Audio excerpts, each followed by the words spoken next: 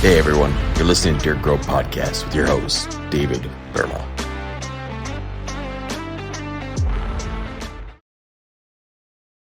Thanks for coming out, Chad. This is Dirt Grow Podcast, and we're excited to bring out podcast number one, Chad.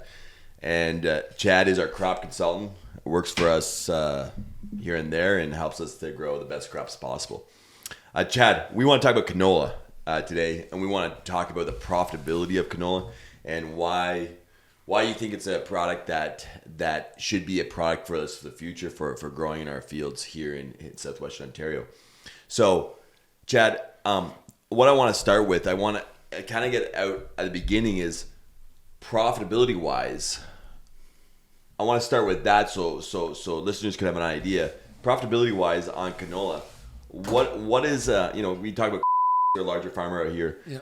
What's been their average yield in the last, what have they been doing, 2-3 years? How long have you been doing it for, Chad? They, what's good? So 3 crops. We've had, winter canola, it's winter canola, just so everybody knows, right? It's not spring canola, so it's winter canola. What would they do at West, Chad? Spring. And And until an insect, weed midge, came in, Ontario grew a lot of spring canola in northern jurisdictions as well. Yep. There's still a small acreage of spring canola in Ontario, but it's very limited. So they plan on a frost, or what are they doing out there? No, but canola is a short season crop. That's why it's grown in the prairies. In Ontario, it was back in the day, the spring canola, it was a big attraction as your setup crop to plant wheat, right? So because in more our optimal planting date is October the 10th, right? Yeah. But in more northern areas, you have to be planting in September to have good winter survival. So right, that's what kind of and winter canola is not new in Ontario either. We grew winter canola 15 years ago, and there was a good chunk of growers, guys like Ted Dealstra, Harry Lawson, Bob Anderchow, like in Kent and Lambton. Right. Dad did it for a couple of years. Yeah, 1 year, 2 years. Yeah. So back 15 years ago when we were growing it, or I guess it's longer than that now, maybe 20 years ago. Our biggest challenge was winter survival. Right. And the problem with winter canola is there's so much setup planning, herbicide selection, really, that you really want to depend on it in rotation. And back then you couldn't depend on it in rotation. What we're seeing with the variety, and it's hybrid canola that we plant. It's conventional breeding. It's not genetically modified, but it is a hybrid seed. So you have to buy the seed every year. But we had a variety back 20 years ago. It was called Kronos, and it struggled with winter survival. C&M Seeds are the ones that do distribute these hybrids. They brought in this one called Mercedes. That's what we've been playing with for the last few years, and it has shown to have really good winter survival compared to 20 years ago. Right. Yeah. So going back to crop mix, what would their average been in the last 3 years, Chad, in yield? So I would say we're probably light, but like 1.5 tons. They'll be higher. But we had some exceptional yields this year. So you, like previous year to this year, what was their average? Like last year, what would it have been? It would have been 1.5 tons. 1.5 ton. Yeah. And this year they had anywhere from 1.5 to 2.5. So like 1.3 or 4, I think, like to 2.4. Yeah. To 2.4. Unbelievable yield. Yeah. And previous to that, the year before, would have been around 1.5 again, Chad? Yep. Yeah. Okay. So we've been learning as we've gone. We've really found planting date to be the most important thing for winter survival. Yep. And In those first couple of years, we had a fair bit of winter kill. We lost a lot of acres, but the acres that survived did really well, and then we've been moving our planting date ahead. Now this year with the wet season, the wet summer we were planting mostly right around our crop insurance deadline, which is the 20th of September. Right. So I done the math. That's 55 bushel. Yes. Be it for if you do a comparison to for soybeans. Yeah. Bushels wise. Yeah. 60 pounds a bushel or something like that, close to that. There's I always get it mixed up. It's either 44 pounds to the bushel, and there's 50 bushels in a ton. I think it's 50 pounds, and it's 50 pounds to the bushel, and there's 44 bushels in a ton. Got it. Yeah. So previous to this year, they got around 850. I was just talking to you prior to the coming on. Was that $1,200 a ton was the price prior coming into harvest time? Yeah. It dropped down. A lot of these people sold it for $850, and some people sold it for as low as $700. Yeah. What would have been last year's number, Chad? Last year, I think we were. Last year, we saw those spikes in prices, but we were at harvest price. I think we were about $850 to $900 last year. Right. Yeah. Right. All right. So going back to the fact that you're saying that $1.50, a ton and a half to the acre. You said that this year we're right around 800, 850, somewhere in there. Yeah. Prior you do you remember that? What it was?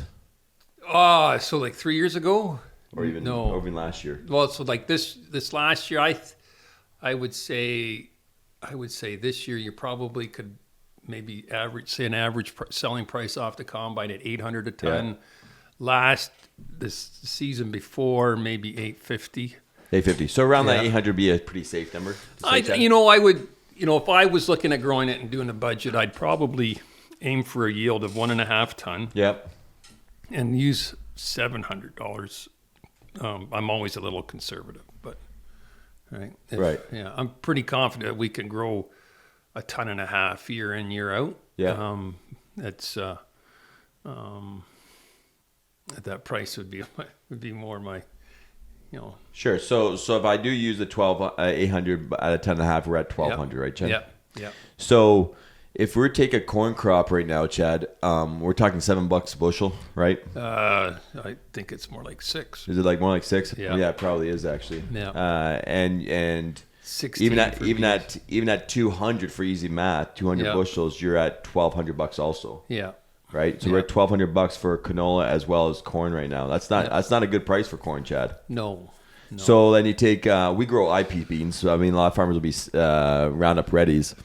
Well, we typically grow for easy math. You could figure like $20 to $22 a bushel for 50 bushel on our IPs. For other farmers, it would be more like 55 bushel. Wouldn't it be, Chad? For at $16. Yeah. Roundup Readies. Yeah. Right. That's what I think we're right about 16 today. Yeah. So 16 on 55 is fair, Chad. Yeah. So that's 880, right? So if 880, you have 1,200. You have 1,200 beans are 880, and then you have what was the other one? We have wheat, Chad. We grow wheat. So typical. No, you don't yield, want to do wheat. I know we don't want to do it, but just to have an idea, because what we're trying to do, Chad, here in farming is there's very little ways of increasing revenue, right? I mean, of all the years you had in farming, Chad, like there was never anything that done amazing for increasing revenues, and I think it's important to check what all crops are doing to see, because we keep wheat in rotation because of the health of the soil. Yeah. So not everything's about increasing revenue, but it's important to know what we're dealing with. Well, right? then keep in mind, like it's pretty. We've, especially in Ontario, we have two or three different rotational studies that show the benefits of wheat and rotation, right? So, right. And if you do a true enterprise analysis and account for the yield increases from wheat in your corn and soybeans, wheat's still a viable crop in rotation. Right. The thing with wheat as well is you need to grow wheat to grow winter canola, because you need winter wheat as your setup crop. 100%. You're right. You can't follow soybeans or corn with with canola. Right. Yeah. So it's for the farmers. Well, you're actually working with farmers, Chad, that basically have beans and wheat Yep. in rotation, and they don't have anything else. They don't have corn. No, and I was going Right. to say, when you look at where a lot of interest for the people I work for, 55 bushel soybeans is probably not a real. It's more like 45 to 50, right? Right. But those are farms that are in that alternation of beans and wheat. Right. And what winter canola really offers them is that third crop. So Chad, going on from where we're at with the pricing.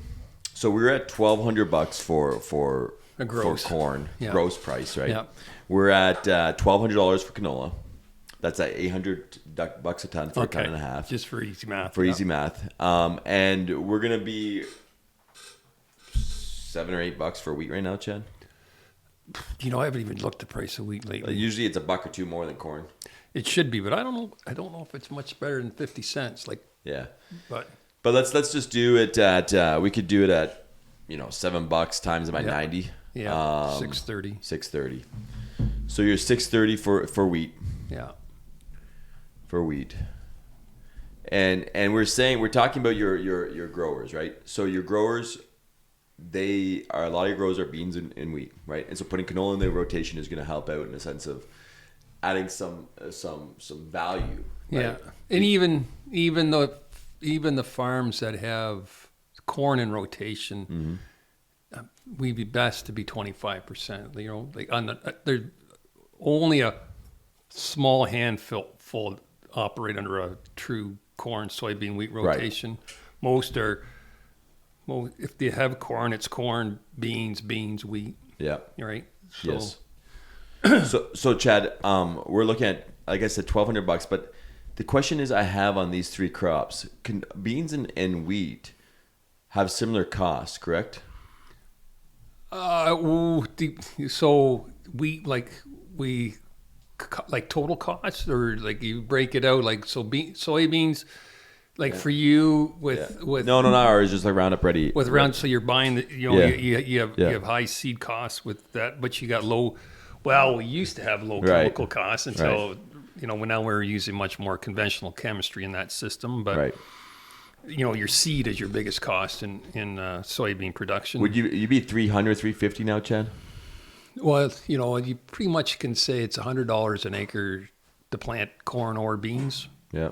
Probably a little higher today. That depends on your soil type and your seeding rate and different things. But we would be $100 pretty easy. And pretty you have, $50 $50 on herbicides pretty easy. You're gonna have $50 on combining pretty easily. Yeah. Right. And so you're 200, you're 250. You're gonna be.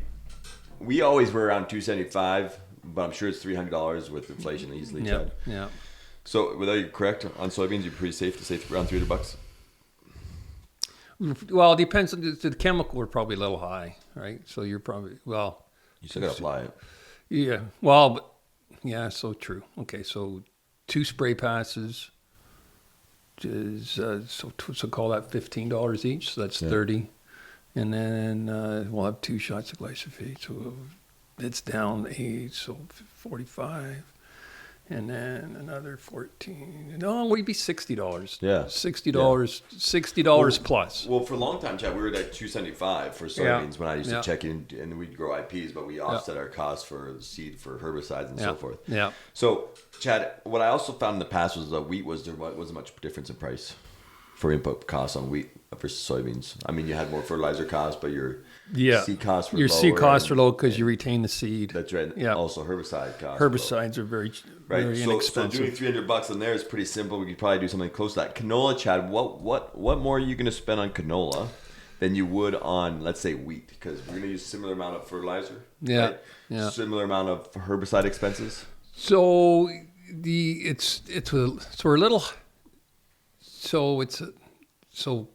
seed cost wise, we're similar to a Roundup Ready system in soybeans. You're probably not $100 an acre. Your seeding costs are going to be around $80 to $90 an acre for seed for canola, and then the it's a higher nitrogen use than wheat. Yeah. So we're getting 120 pounds right now, Chad. Yeah. So Right. this year we had a really strong canola crop coming out of winter. We planted. We had beautiful planting conditions last year. We had a strong crop in front of us, and we were as high as 165 pounds of nitrogen. Oh, really? Yeah. Now the thing with canola too, though, you have to keep in mind, because it's two reasons. So it's a summer seeded crop after wheat. So you have that nice little window to apply manure, pellets, biosolids, compost, because canola really responds well to those organic amendments. Why is that, Chad? Well, probably the biggest one is sulfur. Sulfur, yeah. Yeah. Alfalfa and canola were the first two crops in Ontario that were discovered to be sulfur deficient. Right. And it's about twice the demand for sulfur in canola as it is in wheat. Right. So and again, because it's a big nitrogen user, that organic amendments kind of. So if you've got access to manure or whatever, right? It works well because you can apply it in the summer before planting, and but you can cut your nitrogen rate back from that 165 if you're using those organic amendments, right? Right. A little bit, right? Right. The other thing you have to keep in mind with these winter crops is they're not quite as efficient in using that organic nitrogen as corn is, because corn's demand is in June or July. But Yeah. the soil, those organic sources are being released. That's right. Yeah. Where our winter crops, they break their dormancy, and then they start looking for that nitrogen demand in May. Right. And our soils are still a little too cold to get our full benefit. Right. Yes, There's still benefit, but not the same quantity. Not the same quantity. Yes. But, yeah. So Chad, let's break this down. So again, we're $300 for beans, $300 for wheat. Yeah. What's the additional expense that you're going to find in canola that you didn't find in wheat? So you're going to be another, let's say 30 pounds of nitrogen per acre over wheat. And your seed's going to be a little more expensive. Yeah, you got that $90 in seed. Yeah, but wheat's going to be some too, right? Is it an extra $40 above wheat, Chad, in seed, or so $7 for a bushel of wheat, right? Yeah. $1.50 to clean it, $2.50 to treat it. Yeah. $4.11. We're planting. We're 30. Yeah. You're $30 to $35 in seed costs, right? Sure. Yeah. And here so it's another $50. $50, yeah. An easy $50 more for seed. And you could be let's say 60 cents for nitrogen. Yeah, 60 so cents. they call another $20 for fertilizer. So $70 additional. Yeah, because the herbicide. So with canola, your biggest weed challenge is volunteer wheat. So we do spray it for volunteer wheat, usually in the fall. This year we did a lot of burn downs because we were so wet. We had a lot of growth of volunteer wheat. Right. Normally when that's the drier time of the year, we don't get that flush of volunteer wheat till we till up the seedbed to plant, and then the wheat comes up with the canola. So normally we're spraying a product like Assure or one of those generics to take out the volunteer wheat. But it's cheap, right? Your herbicide cost will be less than wheat, but marginally less. So we're at $300 approximate cost on soybeans. Chad. Yeah. So that left us with a net of $580. Yeah. This is gonna be interesting, Chad, because very few farmers actually do this. You know that? No, I think everybody's got a general tone of their budget. That's why everybody complains there's no money in wheat. True. Yeah. So $330 in wheat. Yeah. $580 in corn. $330 in wheat. Corn. We'll do corn in a moment. Here we're sitting at 1,200 minus 370. You can just say 800 for easy math. Yeah. There is a fungicide application, but we assume that we're putting the fungicide on the wheat too. Right. So it's kind of a wash. Yeah. And corn was at 450. We were probably close to $500 on expenses on corn. Yeah. Easy. We won't go through it. Yeah. You know, depends where you're at too, right? If you got your own farm dryer, Sure. Drying is a huge cost. Huge cost. Huge cost. You might be 500, maybe 550. Yeah. On that. Yeah. So you're at $700. Yeah. At $500 worth of cost. So again, soybeans you're at 580, wheat we're at 330 net, corn at 700, and canola 800. Yeah. I know everybody who's grown winter canola every year for the last 3 years, right? Yeah. It's been their number one profit enterprise. Interesting. Yeah, and every year they double their acres, right? They get more comfortable with it and they keep growing. Right, and I've been trying to push, Yeah, to start using it. I started pushing to start using it. They don't like change. No, right? That's the biggest issue. They don't want to change There's- because it changes the whole process. changes the whole process. It does it puts a little more pressure in the summer, right? So we haven't talked about it, Chad. So we're harvesting wheat July 15, right? Yeah. We're harvesting wheat July 15. So we want to get in there right away, disc gripping, right, Chad? Yeah.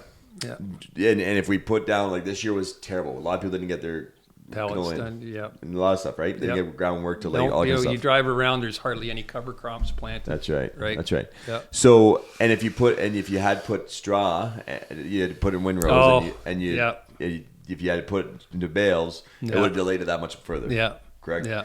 So, there's a deadline, right, with crop insurance? Crop insurance is September the 20th. But again, what we found, part of our success from this past season was our early planting last summer. Yep. And we started planting August 23rd last year. August 23rd. Yeah. And did you find a considerable difference in health in this? Even so, we started August 23rd. I think we finished up. Some fields finished up the first week of September. We still would be considered early. Those fields that were the first week of September were the 1.4, 1.5. Wow. Yeah. Then the So you can't be in that field fast enough, Chad. No, we were last year. We were planning. We said we'll plant as early as the 20th of August. Mm-hmm. The seed came in on the 23rd in the morning, and it was in the ground in the afternoon. Wow. Yeah. So, Chad, the problem with the way you disc grip the soil, you're left with these big clumps on top. No. What's the solution? Like, you don't have enough time to go wait for the rains and to land level and all that kind of stuff. What's the solution? So I think it's. I mean, they're not terrible big clumps. Like, they'll break down, but they're clumps. So, some people want to. There are people trying to look at.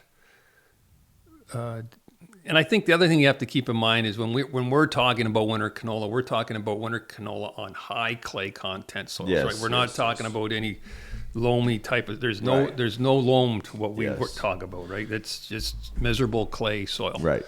And we would like to do less tillage in between wheat and canola to prepare it. You still have to do some form of tillage because canola slugs just love canola. Really? So no-till canola, I've seen it several times, even back when we did it 15, 20 years ago. It didn't work. There was one guy that tried to no-till canola 2 years ago, and it was like they took out 2/3 of the field. Wow. So you have to do some tillage.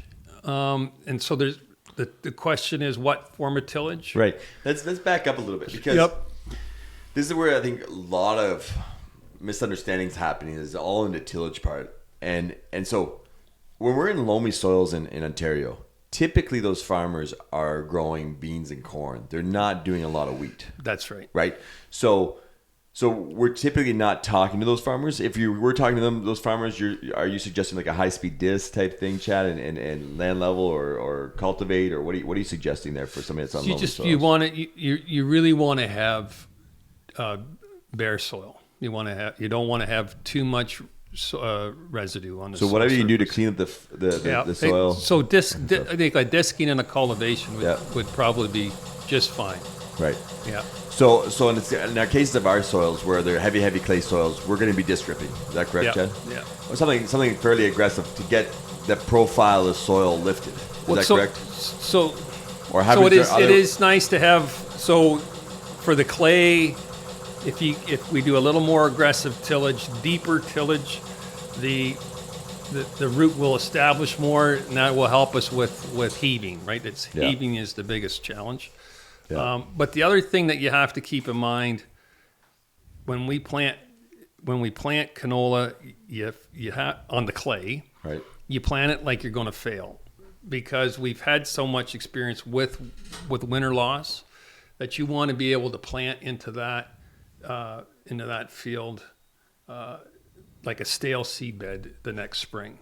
So, why you're suggesting that is that you're saying plant it like you fail, so that if the canola does not take, that's right. You're going. What do you plant next year, Chad? Corn or beans. Corn or beans. Yeah, corn or right. beans. Yep. Yeah. And are we?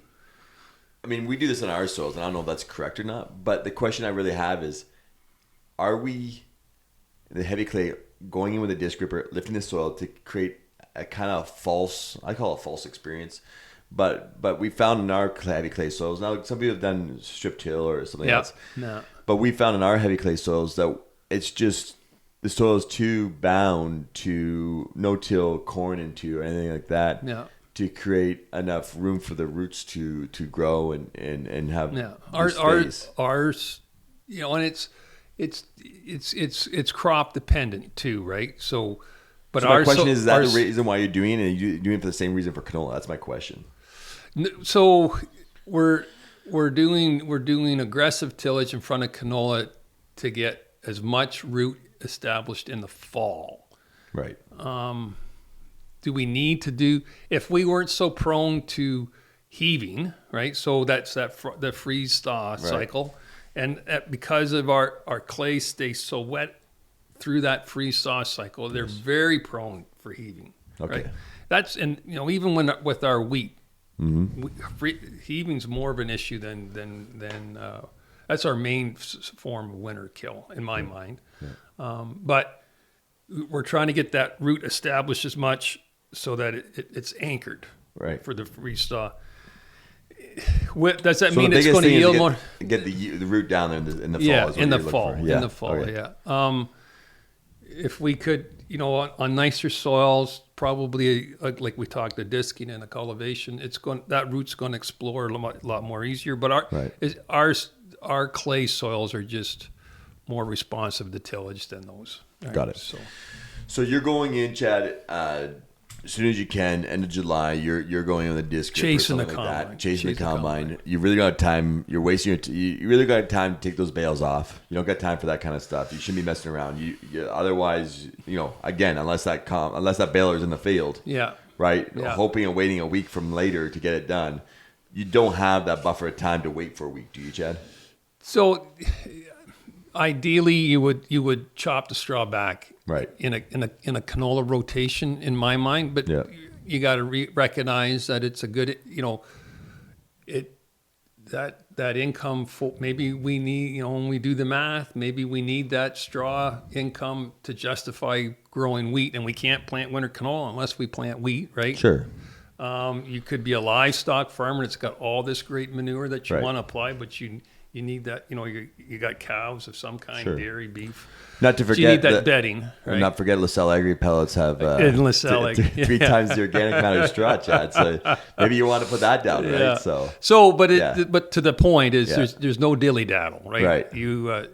So the other problem with straw is because of all our rotary combines now, we do not spread the chaff like we used to. So you end up with these ribbons of concentration of chaff, right? Yeah. So that, and now instead of 20-foot header, it's a 35-foot header. Right. So you've got a lot of volunteer wheat coming up. True. In that windrow, and it's terribly competitive with. True. With the canola. Yeah. Never saw that. So now you have issues where you might get the wheat out eventually, but now you have these dead strips or lighter strips of canola. Yeah. Is canola that sensitive, Chad? It's pretty sensitive, eh? So I can tell you that canola there's been a group down in Essex now for probably closer to, it'll be over 5 years anyways. I don't know if it's 10. but they've been growing winter canola, and I was reading about it, and I said, "Oh, they'll learn. That stuff just won't make it through the winter. They're not doing it." And then I went to a presentation by Megan Moran, our canola specialist for our province, and she talked about there was guys in Essex, or farmers in Essex, I should say, farmers in Essex that were double planting a field using their corn planter. So they had 30-inch rows, right? So they were double planting the field to get 15s. Is canola planted on 15, Chad? Yeah, so you can plant canola you can drill it on solid seeded at 7 or 7.5 inch rows. Okay. You can plant it in or you can plant it in 15s. So let's go back to what you were saying before. Yeah. But what I saw everybody doing was with a planter. Yes, and the benefit. So what really got me out of this presentation that Megan did, was she talked about the consistent spacing. Right. And what happens if you get, and it's really, and it kind of, if you think about it, not only where you got poor plant spacing, so you got 2 canola seeds really close, or if you're in this windrow in this old wheat windrow with all this volunteer wheat. But if those plants are really close together, it changes their growth structure, right? They want to grow taller. They're competing with each other, and they're not putting the growth into the root. They're putting it into the shoot. So, Chad, what are they doing in the West? So it's different. They don't have to work. It's that even growth, and it's that even spacing that gives you that consistent growth and even growth from root to shoot that develops that tap root better to reduce winter heaving. But you didn't answer my question, because but in Western Canada, they don't worry about heaving, right? They plant it in the spring, they harvest it in the fall. So, but even if you have inconsistency from spacing, isn't that an issue for yield? So we go back. Like corn? Does it work? Yeah, so you go back to all the work that everybody does with the flags now and the talk. You want your crop to come up even, but not necessarily spaced evenly. Yeah, so that's not a big concern. Not as much. But again, this spacing with the canola is not about yield. It's about getting getting it established with a good strong root so it doesn't heave. Interesting.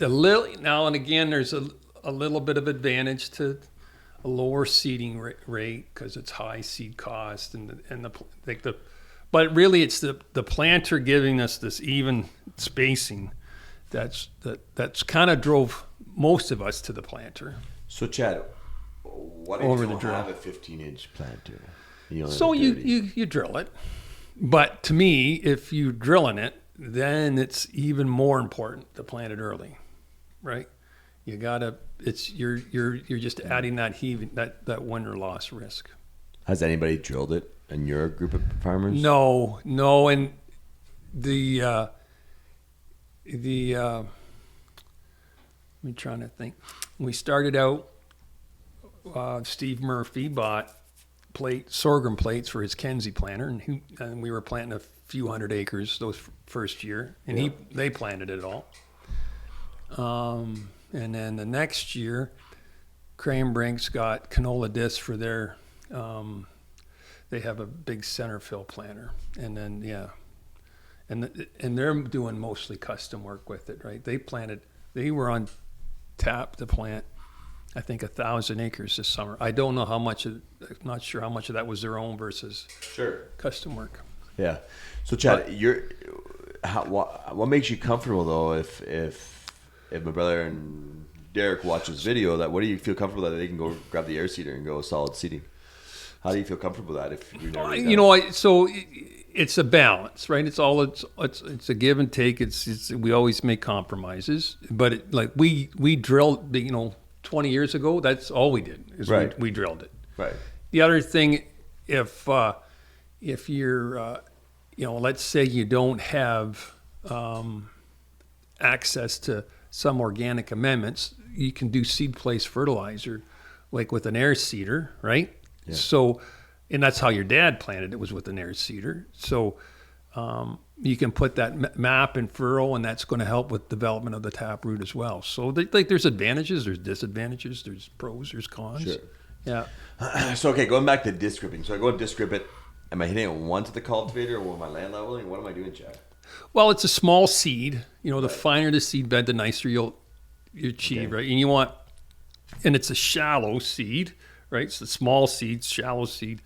So a finer seed bed is what we look for. Do any of you guys use packers or anything kind of get busted through them?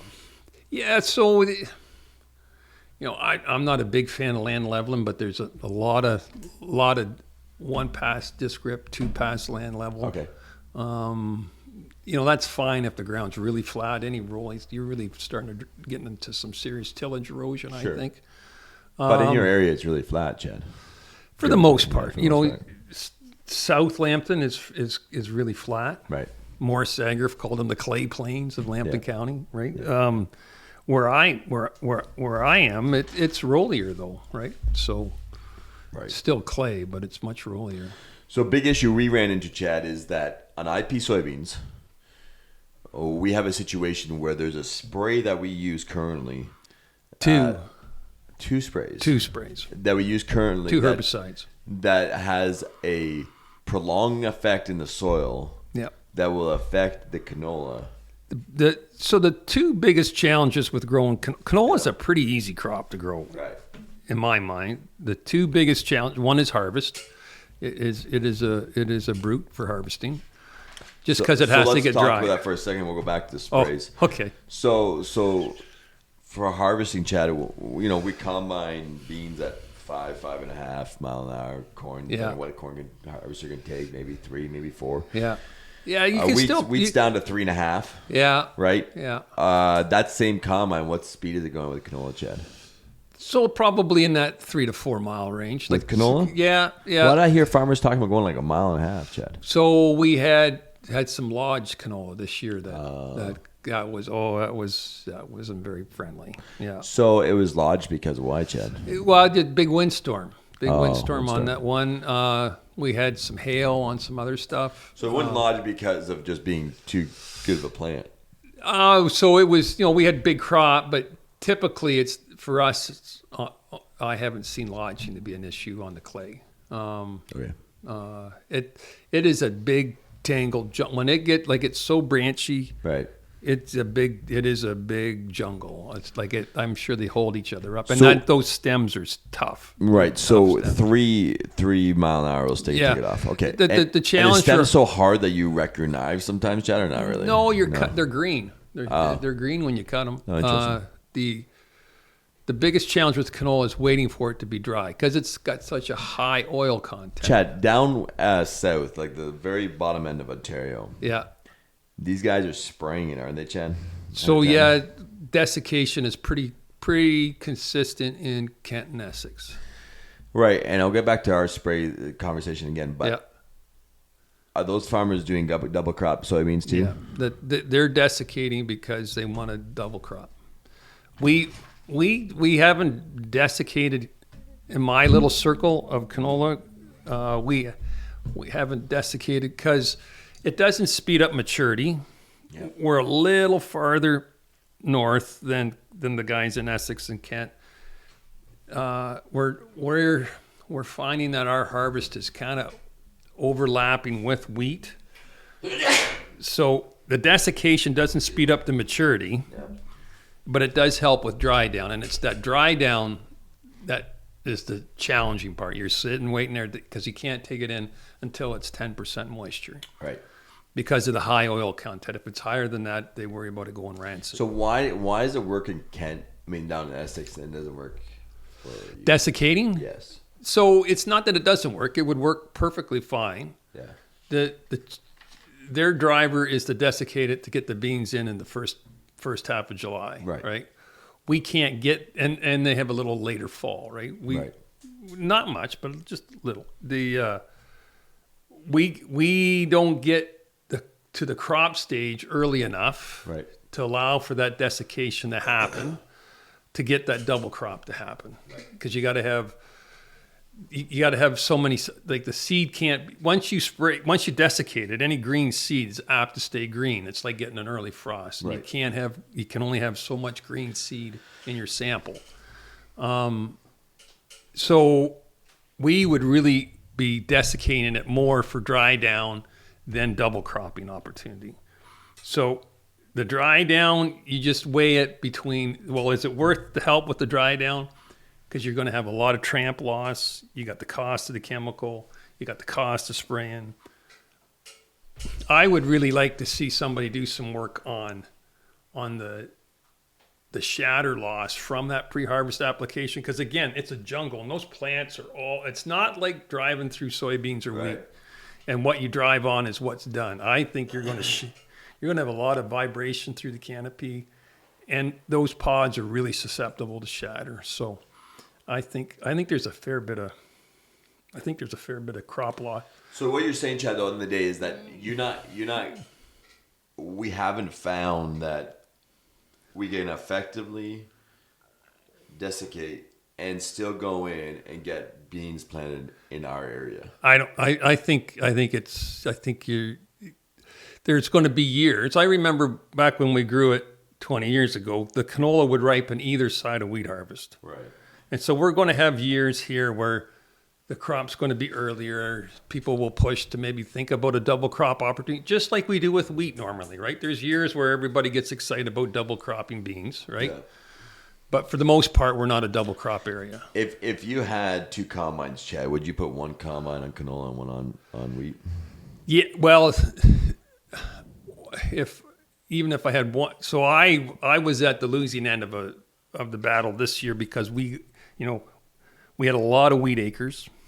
Wheat was ready before the canola. We started combining wheat. We had every intention to desiccate the crop this year so that we would be ahead of wheat harvest.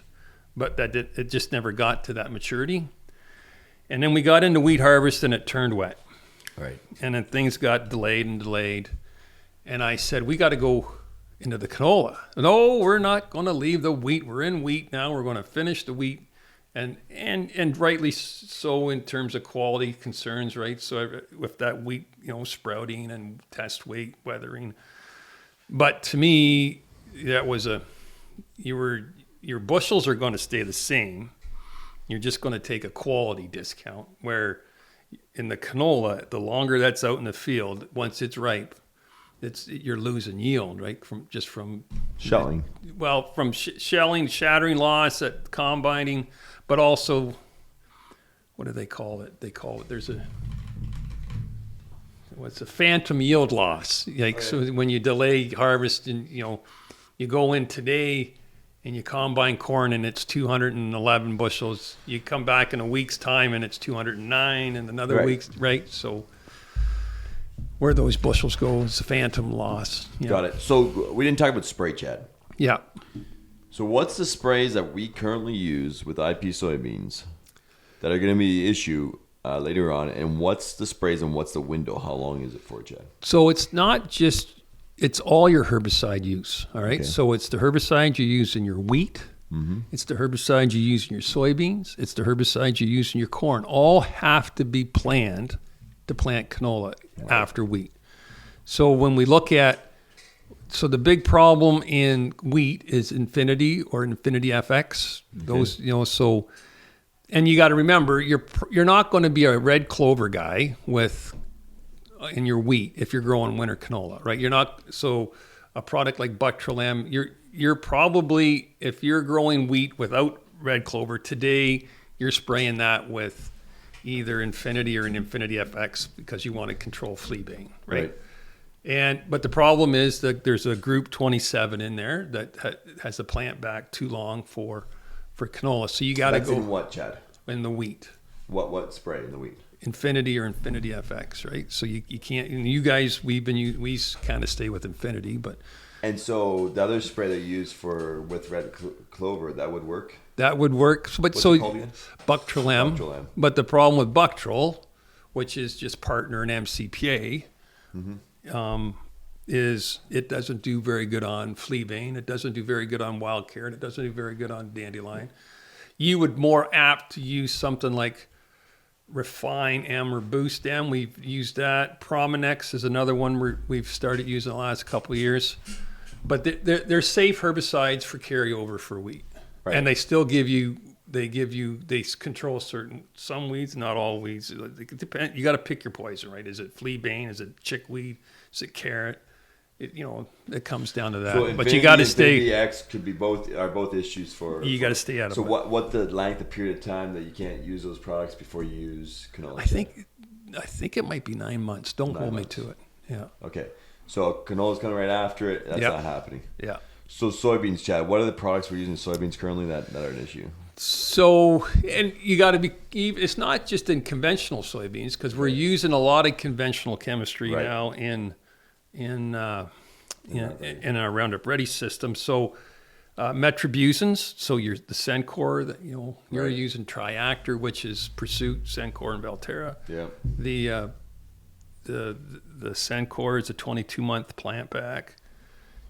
Sencor, they're triazines, the same thing as in your corn, right? So you don't want atrazine in you got to be careful about how much atrazine you're using and how long between.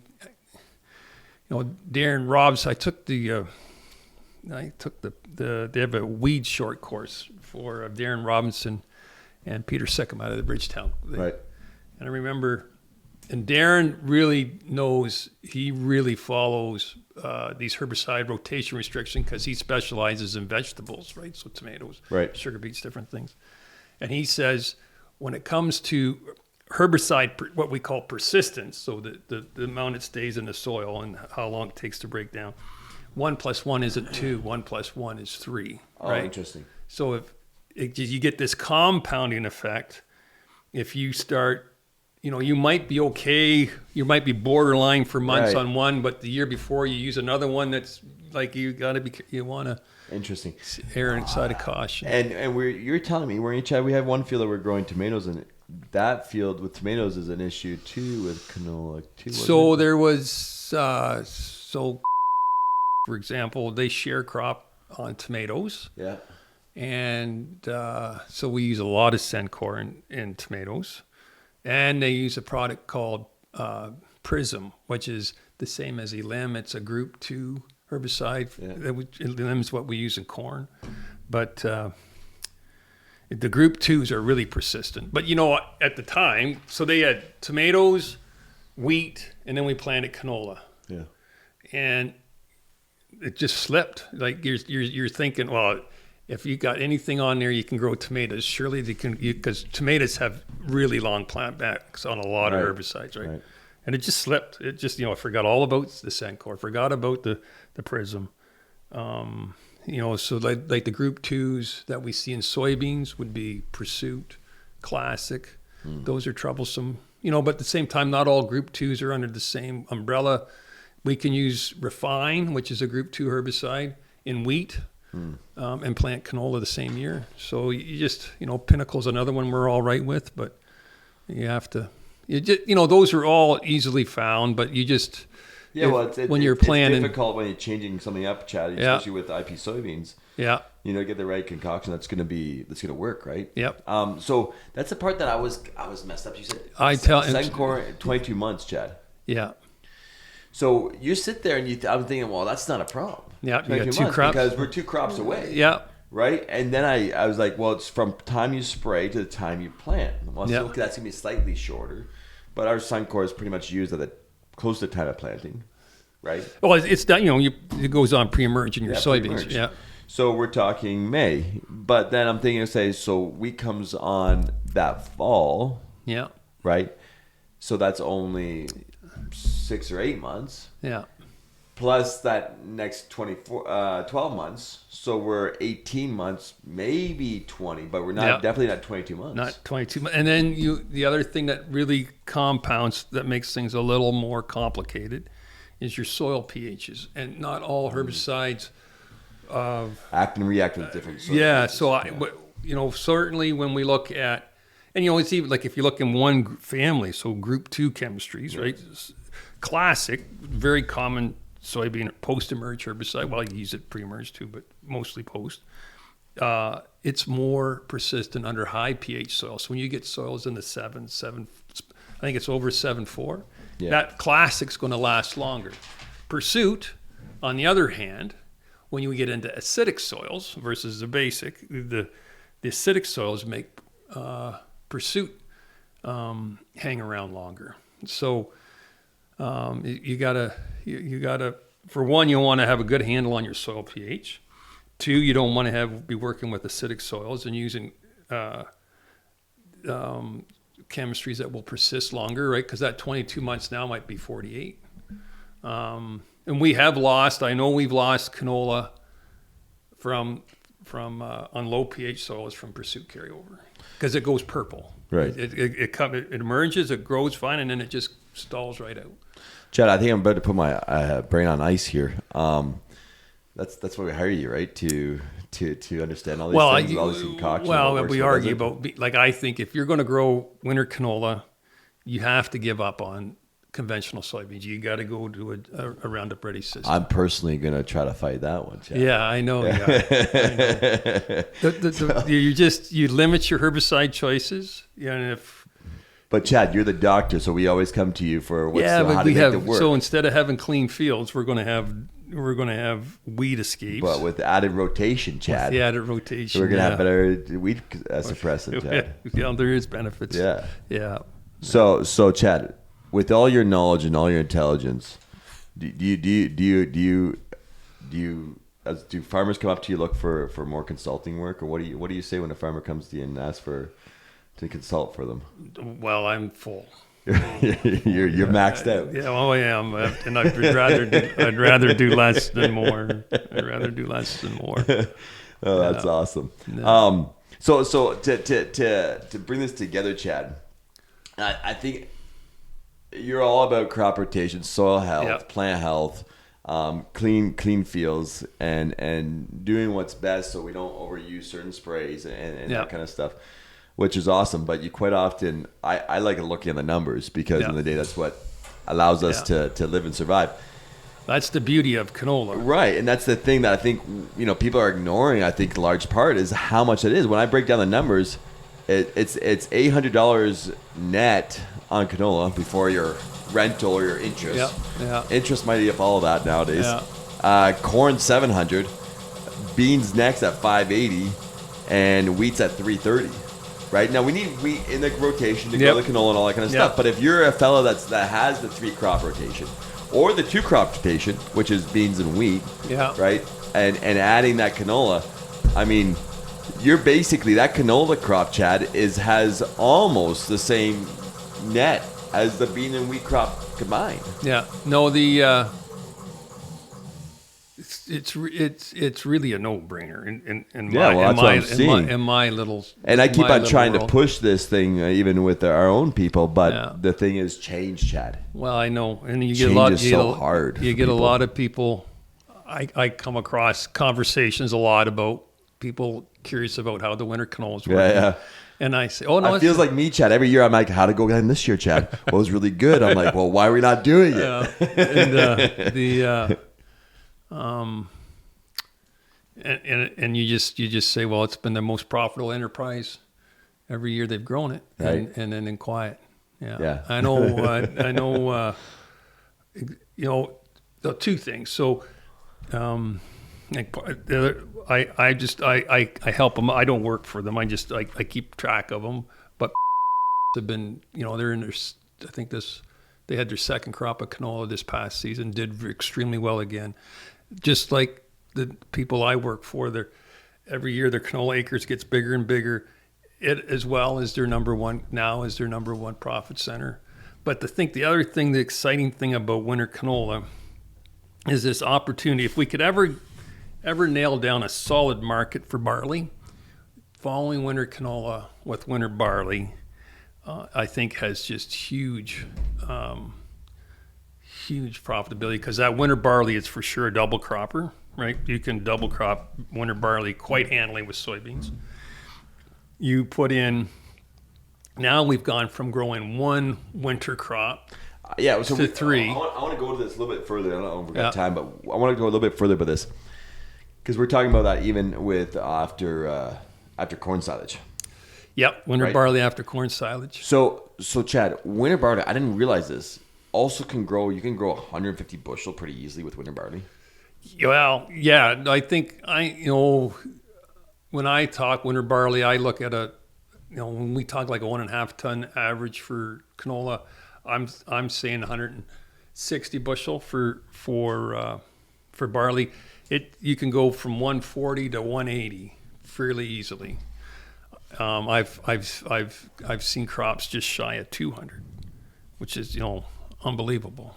Right. So and you were saying it's about $1 less than the value as far as corn is what. So price discovery for barley is terrible. Some people can sell it for a premium if they find the right market to corn. Other people, it depends where you're at, who your buyer is, what the use is. I think one of the things with winter barley in this rotation where we go winter wheat, winter canola, winter barley is you're pretty much stuck in a feed market because you're going to have some carryover of winter wheat in your barley production. So some years it will be more than others, but so it can't like a malting. It won't work for it won't be pure enough for like a malting type of thing. But some of these new winter barleys they're talking of malting properties and stuff, and there's more winter barleys coming, as I understand. So you're taking that off if you're gonna harvest it, Chad. You're taking that off. You're saying when was that again? So for grain, it would be the end of June, 1st of July. End of June, 1st of July. Yeah. All right. Easily make in our neck of the woods, they talk July 10th as kind of your drop dead date for double cropping beans. Yeah, no, and we actually checked that on a first year. We didn't actually. It wasn't a double crop for us once, Chad, but we done it once.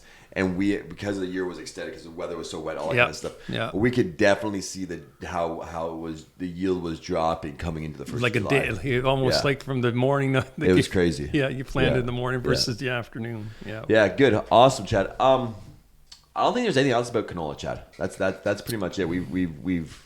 What's one thing? You guys have one thing? I think the other thing for us is just to look at the rotation benefit, right? And like we talked earlier about the research, the long-term rotation studies that show the benefit of wheat. But the one that really sticks in my mind is there's a long-term, Ag Canada has a long-term rotation studies in Harrow and Woodsley being really heavy clay soil. And it's very clear, the higher the incidence of soybeans in your rotation, the lower the yield of all your crops in rotation. So as in Lambton County, we figure out ways to make excuses to plant beans on beans, right? Because this is going the other way. We're trying to, and so a farmer today who's growing a solid 3-crop rotation, which is not the majority of farmers in Ontario, right? If that was the fact, we'd have a lot more wheat growing in the province. But that's the benchmark today. Corn, beans in a commercial, like we're not all dairy farmers that can grow alfalfa and corn. Sure. So the benchmark is corn, beans, wheat. If we go to corn, beans, wheat, canola, we go from 1/3 beans to 1/4 beans. If we can go to add winter barley in there, there's soybeans. Soybeans are just they're a good profit center. They're low risk. They're low risk. Yeah. They set up our wheat that we need, right? They're better than growing oats before wheat for money. Right.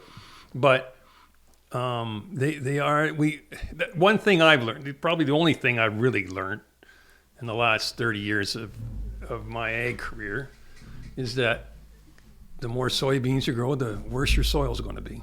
Right. So that to me is where the canola really shines. Yeah. Well, that's it. That's where you have it. Chad Anderson, the best crop consultant in Ontario. Chad, I didn't actually introduce you at the very beginning. So your background, Chad, you've been doing crop consulting how many years? I've been an independent since 2005. That's when I started working for your dad. Yeah. Yeah. So getting close to 20 years. Yep. Yeah. worked in ag retail previous to that. Right. When I came out of school. And I think you done a little bit of framing. I heard one time. Yes, I put myself through school building houses. Yeah. That's good. That's it. That's from Dirt Grow. That's our podcast today, and it was great to see everybody come out and listen to our podcast. Thank you. Thanks for listening to Dirt Grow Podcast, where every Tuesday we dish out the dirt. Don't forget to subscribe to our channel and check out dirtgrow.com for more content and episodes. I'll see you next Tuesday. Ciao.